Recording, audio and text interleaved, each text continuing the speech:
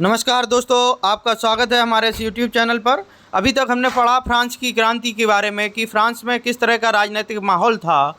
France की जो सरकार थी वो 13 अरब लिब्रे के कर्ज के नीचे दबी हुई थी और लुई 16वें के निरंकुश फैसलों की वजह से फ्रांस के लोगों ने बास्टील का किला ढहा दिया और जिससे फ्रांस में क्रांति संभव हो सकी। फ्रांस का जो समाज था वो 3 वर्गों में विभाजित था। अब एनसीईआरटी के इस तीसरे वीडियो में हम आपको लिए लेकर आए हैं कि फ्रांस में राजतंत्र का उन्मूलन कैसे हुआ और गणतंत्र की स्थापना की जो प्रक्रिया थी, आज उसके बारे में बात करेंगे। तो फ्रांस की स्थिति आने वाले वर्षों में भी तनावपूर्ण बनी रही। यद्यपि लुई 16वें ने संविधान पर हस्ताक्षर कर दिए थे, परंतु प्रशा के राजा से उसकी गुप्त वार्ता भी चल रही थी। फ्रांस की घटनाओं से अन्य पड़ोसी देशों के शासक भी चिंतित थे, इसलिए सन 1789 की गर्मियों के बाद होने वाली ऐसी घटनाओं को नियंत्रित करने के लिए इन शासकों ने सेना भेजने की योजना बना ली। लेकिन जब तक इस योजना पर अमल होता, अप्रैल 1792 में नेशनल असेंबली ने प्रशा एवं ऑस्ट्रिया के विरुद्ध युद्ध की घोषणा का प्रस्ताव पारित कर दिया। प्रांतों से हजारों स्वयंसेवी सेना में भर्ती होने के लिए जमा होने लगे। उन्होंने इस युद्ध को यूरोपीय राजाओं एवं कुलीनों के विरुद्ध जनता की जंग के रूप में लिया। उनके होठों पर देशभक्ति के जो तराने थे, उनमें कवि रॉजेट दी लायल द्वारा रचित मार्शले भी था। यह गीत पहली बार मार्शलेस के स्वयंसेवियों ने पेरिस की ओर कूच करते हुए गाया था, इसलिए इस गाने का नाम मार्शले हो गया, जो फ्रांस का राष्ट्रगान है। फ्रांस के राष्ट्रगान का जो नाम है वो मार्शले है। दैट्स अ इम्पॉर्टेंट पॉइंट, ये आप याद कर सकते हैं। तो आगे बढ़ते हैं कि क्रांतिकारियों ने जो क्रांतिकारी युद्धों से जनता को भारी क्षति एवं आर्थिक कठिनाइयां झेलनी पड़ी। पुरुषों के मोर्चों पर चले जाने के बाद घर परिवार और रोजी रोटी की जिम्मेवारी औरतों के कंधों पर आ पड़ी। देश की आबादी के एक बड़े हिस्से को ऐसा लगता था कि क्रांति के सिलसिले को आगे बढ़ाने की ज़रूरत है, क्योंकि 1791 के संविधान से सिर्फ अमीरों को ही राजनीतिक अधिकार प्राप्त हुए थे। पहले आपने पढ़ा है कि जो वोट डालने का अधिकार था, निर्वाचन करने का अधिकार था, वो सिर्फ एक सीमित वर्ग के लोगों को दिया गया जो टैक्स पे करते थे। कम से कम जो अपनी महीने में 3 दिन की मजदूरी के बराबर टैक्स पे करते थे, उनको ही मतदान करने का अधिकार प्राप्त था। तो इस तरह के समस्याओं से लोगों को लगता था कि सिर्फ अमीरों को ही राजनीतिक अधिकार प्राप्त हुए हैं। लोग राजनीतिक क्लबों में अड्डे जमाकर सरकारी नीतियों और अपनी कार्य योजनाओं पर बहस करते। इनमें से जैकोबिन क्लब सबसे सफल रहा। ये जैकोबिन क्लब वही क्लब है जिसकी सदस्यता टीपू सुल्तान ने ली थी। टीपू सुल्तान भारत में उसी समय आंग्ल मैसूर युद्ध चल रहे थे। तृतीय आंग्ल मैसूर युद्ध भारत में 1792 में होता है, जिसमें टीपू सुल्तान और अंग्रेज़ों के साथ श्रीरंगपट्टम की संधि के साथ वो युद्ध समाप्त होता है। तो टीपू सुल्तान ने जैकोबियन क्लब की सदस्यता ली थी और भारत में वो एकमात्र ऐसा राजा था जिसने दूतावास फ्रांस में स्थापित किए थे। जब चतुर्थ आंग्ल मैसूर युद्ध होता है, तब टीपू सुल्तान ने फ्रांस से मदद भी मांगी थी। तो उसको यहीं छोड़ते हैं, आगे बढ़ते हैं हम लोग कि जो जैकोबियन क्लब के सबसे सफल रहा, जिसका नाम पेरिस के भूतपूर्व कॉन्वेंट ऑफ सेंट जैकब के नाम पे पड़ा, जो अब इस राजनीतिक समूह का अड्डा बन गया था। इस पूरी अवधि में महिलाएं भी सक्रिय थीं और उन्होंने भी अपने क्लब बना लिए। इस अध्याय के खंड 4 में आप उनकी गतिविधियों के बारे में जब आगे आप पढ़ेंगे तो उनके बारे में और जानने को मिलेगा। तो जैकोबियन क्लब के सदस्य मुख्यतः समाज में के कम समृद्ध हिस्से से आते थे। इनमें छोटे दुकानदार, कारीगर जैसे जूता बनाने वाले, पेस्ट्री बनाने वाले, घड़ी साज, छपाई करने वाले, नौकर व दिहाड़ी मजदूर शामिल थे। उनका नेता मैक्सिमिलियन रोबेस्पियर था। जैकोबियन के एक बड़े वर्ग ने गोदी कामगारों की तरह धारीदार लंबी पतलून पहनने का निर्णय लिया। ऐसा उन्होंने समाज के फैशन परस्त वर्ग, खासतौर से घुटने तक पहने जाने वाले ब्रीचेस पहनने वाले कुलीनों से खुद को अलग करने के लिए किया। यह ब्रीचेस पहनने वाले कुलीनों की सत्ता समाप्ति के ऐलान का उनका एक तरीका था। तो आगे इसमें देखते हैं आप कि ये जो चित्र है कि नागिने वैले लिबर्टीज, ये स्वतंत्रता की घोषणा का एक पत्र है। इसमें लाल टोपी लिए एक महिला दिखाई गई है। पहले मजदूरों को या गुलामों को टोपियां पहनने का अधिकार नहीं था, तो ये स्वतंत्रता का प्रतीक है। सन 1792 की गर्मियों में जैकोबियन क्लब के जो सदस्य खाद्य पदार्थों की महंगाई एवं अभाव से नाराज पेरिस वासियों को लेकर एक विशाल हिंसक विद्रोह की योजना बनाई। 10 अगस्त की सुबह उन्होंने ट्यूलेरिये के महल पर धावा बोल दिया। राजा के रक्षकों को मार डाला गया। खुद राजा को कई घंटों तक बंधक बनाए रखा। बाद में असेंबली ने शाही परिवार को जेल में डाल देने का प्रस्ताव पारित किया। नए चुनाव कराए गए। 21 वर्ष से अधिक उम्र वाले सभी पुरुषों, चाहे जिनके पास संपत्ति हो या नहीं, को मतदान का अधिकार दिया गया। नवनिर्वाचित असेंबली को कन्वेंशन का नाम दिया गया। 21 सितंबर 1792 को इसे राजतंत्र का अंत कर दिया गया और फ्रांस को एक गणतंत्र घोषित किया गया। जैसा कि आप जानते हैं कि गणतंत्र सरकार का वह रूप है जहां सरकार एवं उसके प्रमुख चुनाव जनता करती है। यह वंशानुगत राजशाही नहीं है। आप कुछ अन्य गणतांत्रिक देशों के बारे में जानकारी प्राप्त करने की कोशिश करें, देखें कि वे कब और कैसे गणतंत्र बने।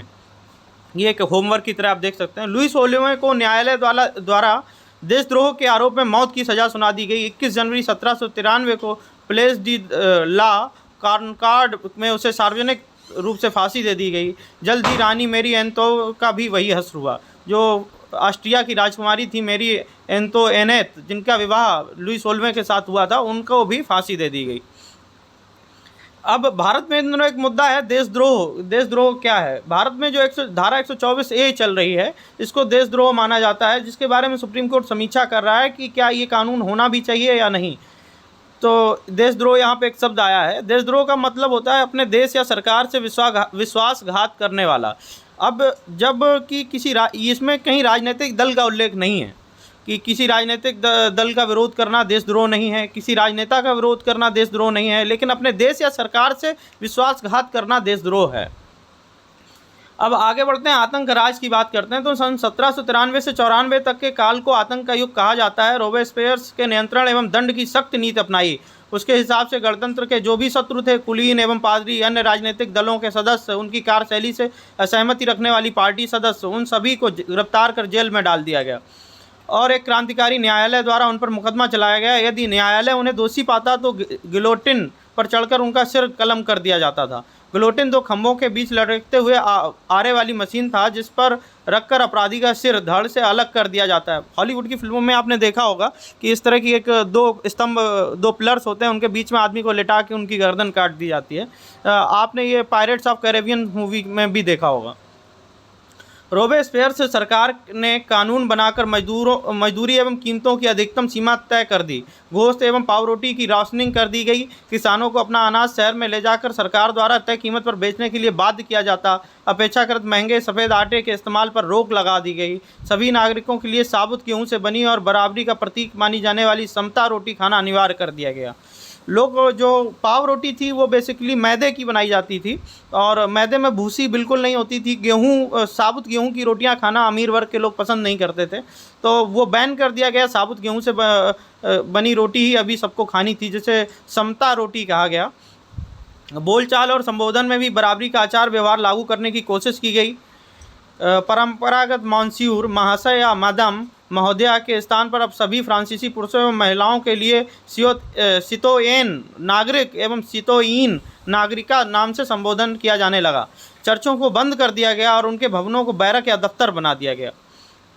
रोबेस्पियर ने अपनी नीतियों को इतनी सख्ती से लागू किया कि उनके समर्थक भी त्राही करने लगे। अंततः जुलाई 1794 को न्यायालय द्वारा उसे दोषी ठहराया गया और गिरफ्तार करके अगले ही दिन गिलोटिन पर चढ़ा दिया गया। ये वही रोबेस्पियर है जिसने गिलोटिन का कानून बनाया और अपने आतताई, अपने भय और निरंकुशता के कारण वह स्वयं उसी गिलोटिन का शिकार हो गया और उसका सिर धड़ से अलग कर दिया गया। तो ये कहते हैं कि आत्मना प्रतिकूलान परेशान न समाचरे, जो अपने लिए उचित ना हो ऐसा व्यवहार दूसरों के साथ ना करें। रोबेस्पियर ने वही किया और इतिहास हमें दिखाता है कि उसके साथ उससे भी बुरा हश्र हुआ। अभी बात कर लेते हैं कि स्वतंत्रता, लिबर्टी क्या है। 2 परस्पर विरोधी विचार तो नहीं है। तो इसके बारे में एनसीईआरटी कहती है कि क्रांतिकारी पत्रकार कैमिल डेसमोलिन्स ने सन 1793 में यह लिखा है। इसके कुछ ही दिनों बाद आतंक राज के दौरान उसे भी फांसी दे दी गई। कुछ लोगों का वो कहते हैं, जो पत्रकार कैमिल डेसमोलिन्स हैं, उनके हिसाब से एनसीईआरटी लिखता है कि कुछ लोगों का मानना है कि स्वतंत्रता एक शिशु के समान है, जिसे परिपक्व होने तक अनुशासन की अवस्था से गुजरना आवश्यक है। पर सत्य कुछ और है। स्वतंत्रता सुख शांति है, विवेक है, समानता एवं न्याय है। यह अधिकारों का घोषणा पत्र है।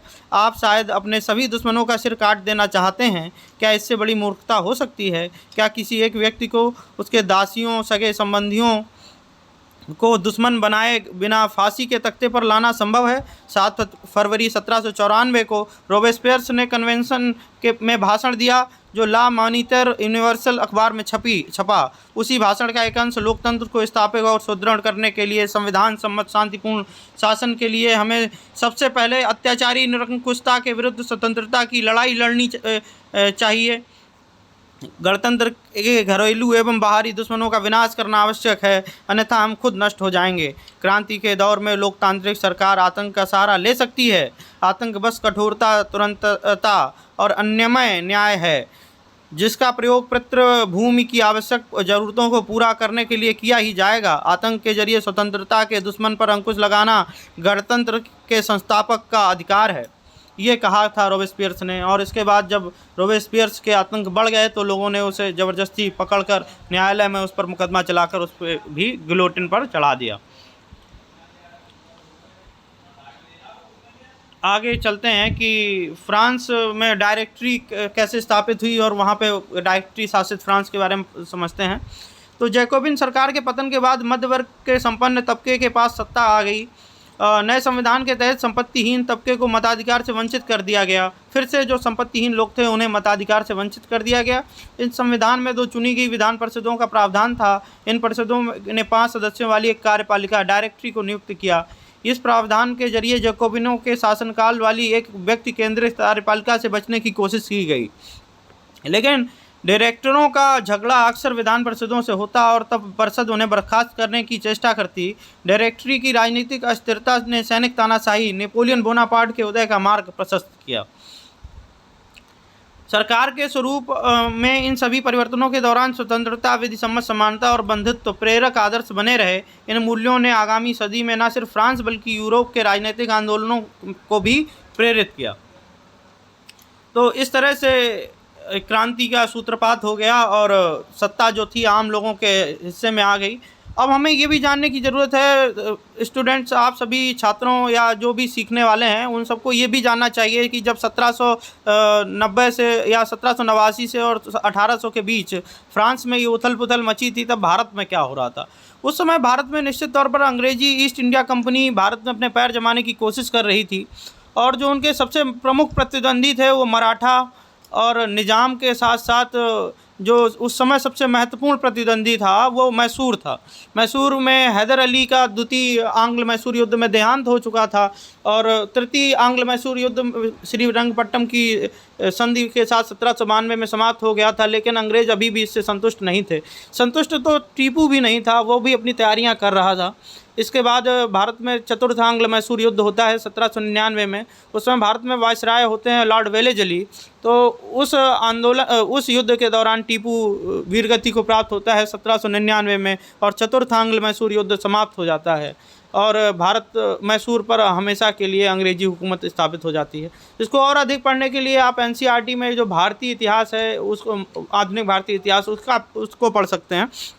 या एक बुक जिस्ट मैंने बताई थी, इसमें आप बिपिन चंद्रा आधुनिक भारत इतिहास में भी इसको पढ़ सकते हैं। तो बने रहिए दोस्तों आप इस वीडियो में हमारे साथ, और वीडियो अगर पसंद आया हो तो इसे लाइक करिए, चैनल को सब्सक्राइब करिए और इसे शेयर करिए अपने दोस्तों के साथ। धन्यवाद दोस्तों, अगले वीडियो को लेकर बहुत ही जल्द आपके बीच आएंगे। धन्यवाद।